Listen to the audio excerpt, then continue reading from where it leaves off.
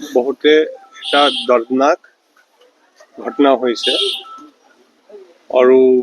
মই তদন্ত চাবলৈ আহিছোঁ আৰু যিবিলাক ইনভেষ্টিগেশ্যনৰ কথাটো নকওঁ বিকজ এতিয়া আমাৰ কেইটামান লিড আছে লিডটো এতিয়া এছ পি চাহাবৰ তেখেতৰ টীম ফ'ল' কৰিব এছ পি চাহাবক মই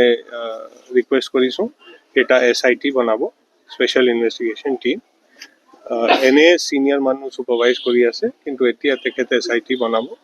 আৰু কালি CID আৰু ফৰেনচিক্স আহিছিলে এতিয়া ইয়াৰ পৰা যিমান প্ৰমাণ আছে লৈ গৈছে এতিয়া ল্যাব ৰিপৰ্ট আহিব ফৰেনচিক্সৰ ৰিপৰ্ট আহিব ফিংগাৰপ্ৰিণ্টৰ ৰিপৰ্ট আহিব তাৰ পৰা আমি যিটো আমাৰ সন্দেহ আছে বা আমাৰ মনত কথা আছে সেইটো ওলাব চ' যেনেকৈ মই কৈছোঁ এইটো বহুত দৰ্দনাক ঘটনা এইটো সমাজত হ'ব নালাগে কিন্তু কিবা কাৰণে হৈছে এতিয়া কি হৈছে কি নাই এইটো গোটেই তদন্তত কথাটো ওলাব আপোনাক তদন্তটো কৈ দিওঁ তেতিয়া এইটো তদন্ত নহ'ব নহয় চ' আপুনি কাইণ্ডলি পুলিচৰ কাম কৰিব দিয়ক তেতিয়া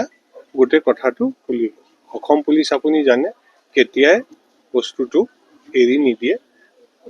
whatever has happened will come out but এইটো কোৰ্টৰ কথা so it would not be good যে আমাৰ কাৰণে এইটো সবৰ কাৰণে সোসাইটিৰ কাৰণে ভাল নহ'ব যে এতিয়া আমি তদন্ত যিটো বেসিক ইনভেষ্টিগেশ্যন আছে এইটো ৰিভিল কৰাটো ভাল নহ'ব